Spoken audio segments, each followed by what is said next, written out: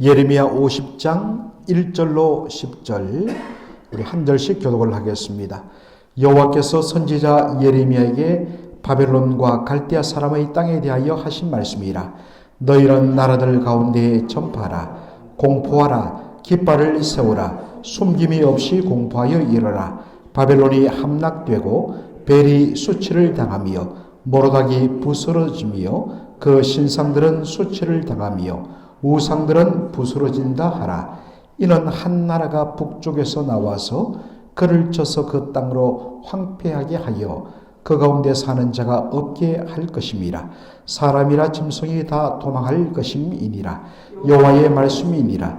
그날 그때에 이스라엘 자손이 돌아오며 유다 자손도 함께 돌아오되 그들이 울면서 그 길을 가며 그의 하나님 여호와께 구할 것이며 그들이 그 얼굴을 시온으로 향하여 그 길을 물으며 말하기를 너희는 오라 잊을 수 없는 영원한 언약으로 여호와와 연합하라 하리라.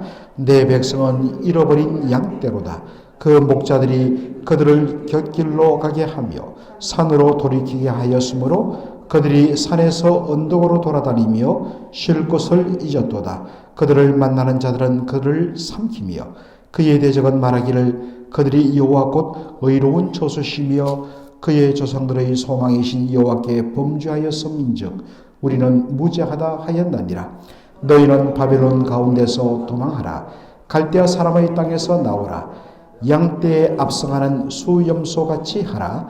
보라, 내가 큰 민족의 무리를 북쪽에서 올라오게 하여 바벨론을 대항하게 하리니 그들이 대열을 버리고 쳐서 정복할 것이라. 그들의 화살은 노련한 용사의 화살 같아서 허공을 치지 아니하리라. 갈대아가 약탈을 당할 것이라. 그를 약탈을 하는 자마다 만족하리라. 여호와의 말씀이니라. 예레미야 50장부터 51장 굉장히 긴 두 장인데 이 모든 장이 바로 바벨론에 대한 심판의 말씀에 할애되고 있는 것을 보게 됩니다. 예레미야 50장 2절 보면 너희는 나라들 가운데 전파하라, 공포하라, 깃발을 세우라 라는 표현이 있습니다. 여러분, 전파하라, 공포하라는 말은 뭐겠습니까? 어떤 사실을 지난 주일도 이야기했지만 몇 사람에게만 알리는 것, 그리고 더 이상 알리지 않는 것, 이건 이제 비밀이라고 그랬죠. 그러나 복음의 특징은 뭐냐면 만민이 들어 알게 하는 것입니다. 그래서 복음을 전파하라. 복음을 만민 앞에 공적으로 바로 선포하라. 이런 의미입니다. 어떤 사실을 모든 사람에게 지금 알리라는 것입니다. 그리고 깃발을 세우라. 이 말이 뭘까요? 여러분들, 깃발은 신호를 보내는 메시지로 쓰이는 것입니다. 이순신 장군의 그 3대 대첩을 그린 명랑이라는 영화, 한산이라는 영화, 마지막 돌아가신 그 장면이 포함된 그 노량이라는 영화, 여러분 다 보셨습니까? 저는 여러 번 정말 반복적으로 한 번씩 보고 있습니다. 참 너무 좋아요. 감동도 있고 메시지도 있습니다. 그런데 거기 보면 이순신 장군이 탄 그 대장선에서 주변에 있는 다른 참모들이 탄 그런 배에다가 그 당시에는 뭐 무전이 없으니까 어떻게 하느냐. 바로 대장선에서 깃발을 올리고 내리고 또 그 깃발 속에 담긴 여러 가지 모양을 통해서 적극적으로 배가 옆으로 가라는구나. 배가 앞으로 아니면 후퇴하라는구나. 그러한 것들을 바로 이 깃발을 통하여 그걸 숙이라고 그러죠. 깃발을 통하여서 신호를 보내는 그러한 장면들이 계속적으로 나옵니다. 깃발을 세워서 신호를 알리는 것, 물론 옛날에는 이 봉화, 바로 산 위에 봉수대에 연기를 피워서 바로 적극적으로 메시지를 전하는 그러한 방법도 있었지만은 이 고대 근동 지역에서는 깃발을 통하여서 신호를 보내고 메시지를 전달하는 방법으로 썼다는 것입니다.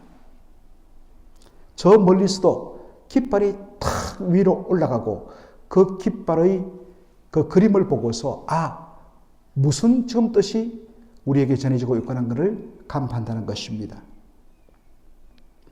모든 나라에게 긴급하게 전해야 할 내용은 뭐냐? 바로 바벨론의 함락을 말합니다.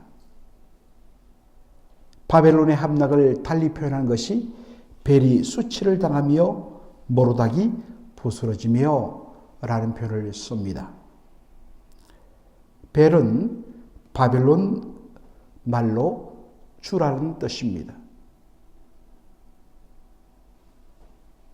그리고 모로닥은 바벨론이 주라고 부르며 섬기던 최고의 신의 이름입니다. 그러므로 이 바벨론의 신 벨과 모로닥이 바로 부스러지며 무너졌다는 것은 바벨론의 멸망을 가리키는 표현인 것입니다. 예레미야 50장 3절에 보니까 한 나라가 북쪽에서 나와서 그를 바벨론을 쳐서 그 땅으로 황폐하게 할 것이다 라고 이야기하고 있습니다. 여기 바벨론을 멸망시켜 황폐하게 하는 북쪽으로부터 내려오는 큰 나라는 바로 페르시아를 뜻하는 것입니다. 여러분, 우리가 이 말씀을 주목해야 하는 것은 이 예언의 말씀, 바벨론의 멸망의 말씀이 주어진 시점입니다. 성경을 보는 안목이죠. 이게 어느 시점에서 어떤 역사적 배경에서 어떤 흐름 속에서 이 말씀이 나오는가. 그건 뭐 덮어놓고 그냥 무조건 읽으면 이 말씀이 잘 와닿질 않죠. 이는 놓치지 말아야 됩니다. 여러분, 지금 바벨론에 의하여서 남한국 유다가 멸망을 당했습니다. 그리고 그 주변에 있던 모든 크고 작은 나라들, 부족들이 다 정복당했습니다. 심지어는 저 남쪽에 있던 당시 강대국이었던 애굽마저도 느부갓네살 왕의 군대에 의해서 곳곳이 짓밟힘을 당합니다. 세상 그 누구도 이 최강대국 바벨론을 감히 무너뜨릴 수 없다고 생각합니다. 바벨론은 영원토록 그 권력이 지속될 것이라고 그렇게 생각되어질 바로 그때였습니다. 바로 그때에 하나님께서 주신 말씀이 무엇입니까? 이 거대한 바벨론이 함락되며 무너질 것이다. 바벨론이 무너지는 이유는 바로 이것을 가장 잘 담은 바로 선지서가 다니엘서입니다.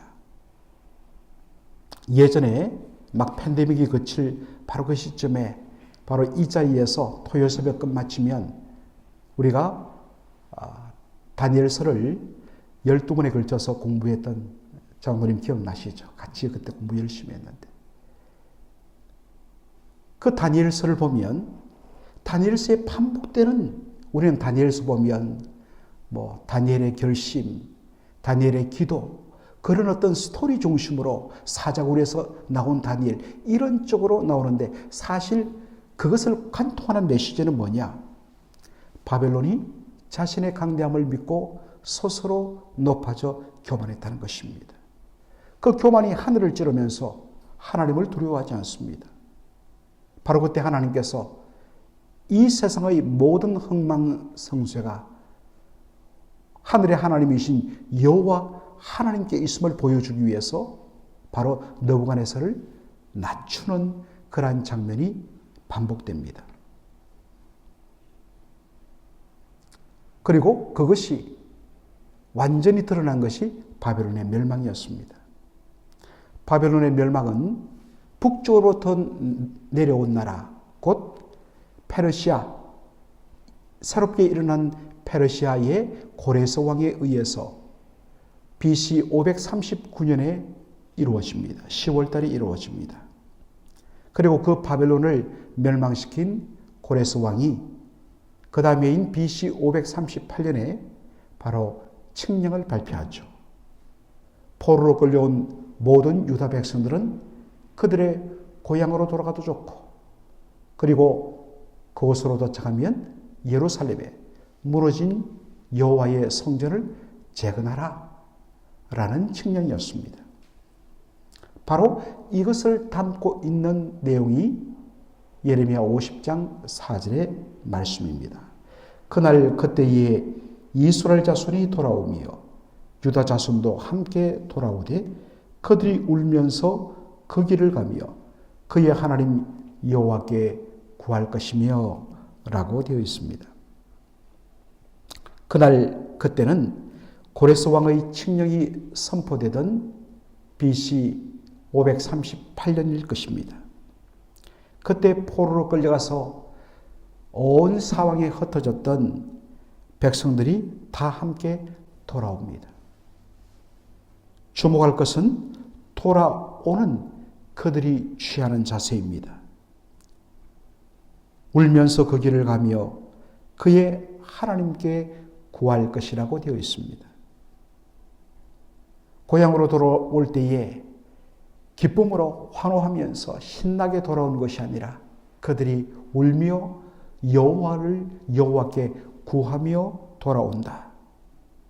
왜냐하면 돌이켜보건대 나라가 망하고 자신들이 포로로 끌려간 것이 단순히 힘이 없어서 아니라 바로 하나님께 불순종하며 우상 숭배에 빠졌던 조상들과 자신들의 죄 때문이란 것입니다.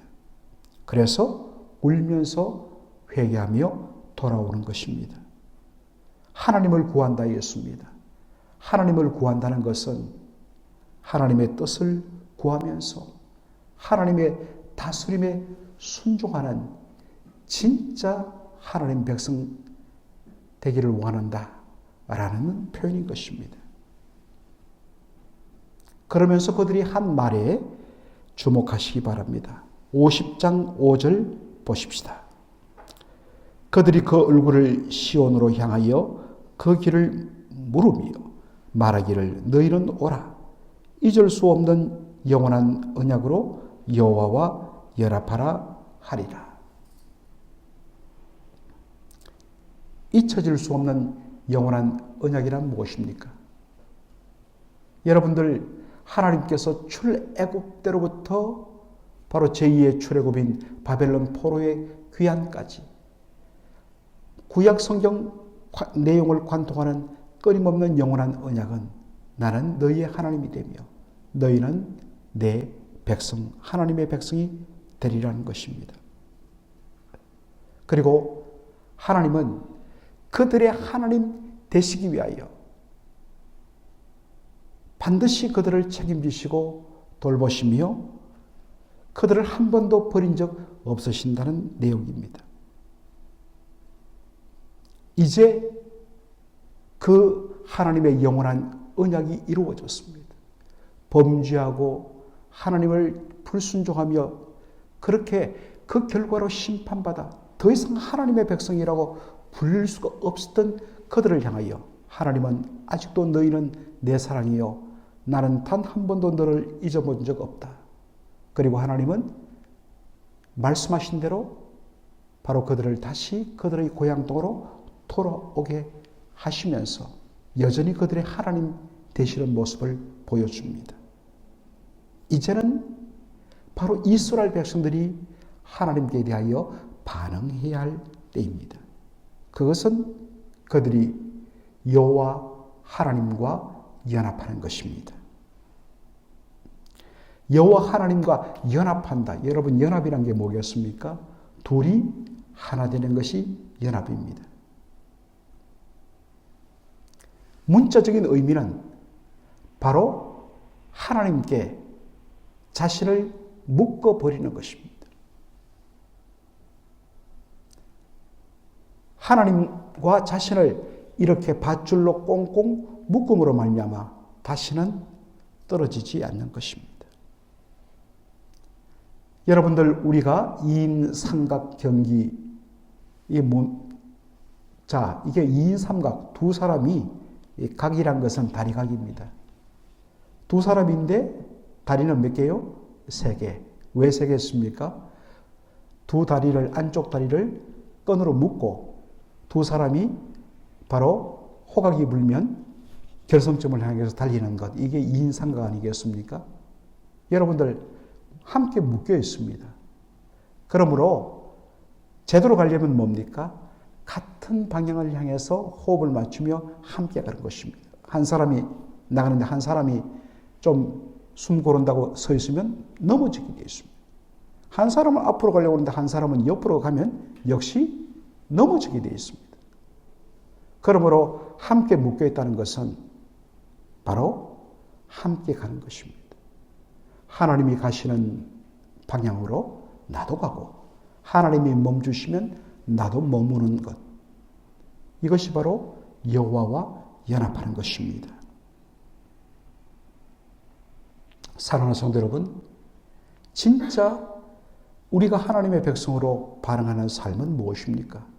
내 고집, 내 주장, 내 소견에 옳은 대로 그렇게 살다가 이스라엘이 무너졌습니다. 이것은 오늘도 마찬가지입니다. 하나님과 연합되지 아니하고 내가 오히려 하나님을 이끌어 가려고 그러고 내 마음에 원하는 대로 그렇게 살아가면 반드시 넘어지게 되어 있습니다. 여러분, 지금 여러분을 하나님께 묻고 계십니까? 하나님께서 가시는 그 길을 여러분도 가고 계십니까? 여호와와 연합하는 자신을 하나님께 온전히 묻고 자신을 내어드리는 것, 이게 바로 예수 믿는 것입니다. 여러분은 과연 하나님께 묶여 있습니까? 여호와와 연합하시는 저와 여러분 되기를 주의 이름으로 축원합니다. 아멘. 아버지 하나님, 은혜와 사랑을 감사드립니다. 오늘 이 새벽에 정말 이제는 더 이상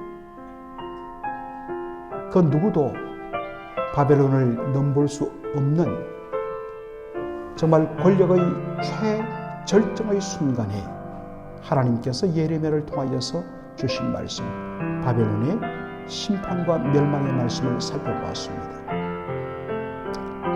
영원한 권세가 없고 권력도 없는데 마치 자신의 그 절대적인 힘을 의지하여서 그것이 영원할 것처럼 자부하고 있던 바벨론을 향하여 하나님께서 바로 그 시점에 심판의 말씀을 주셨다는 이 사실을 저희들이 기억하면서 언제나 주님 앞에 두렵고 떨림으로 겸손한 저희들 되게 하여 주시길 원합니다.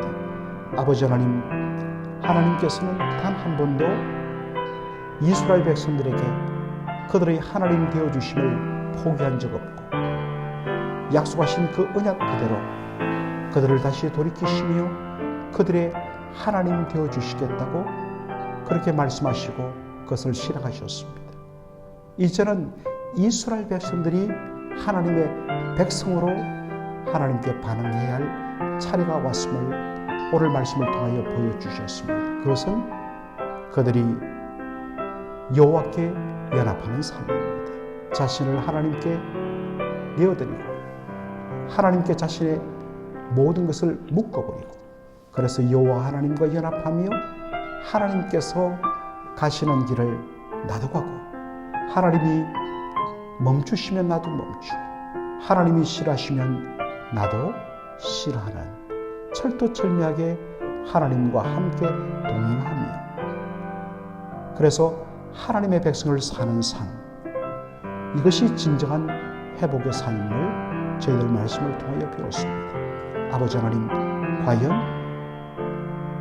하나님과 연합된 우리의 모습인지 주여 다시 한 번 더 살피게 하여 주시며 진정 하나님과 동행하는 저희들의 삶이 될 수 있도록 인도하여 주시옵소서.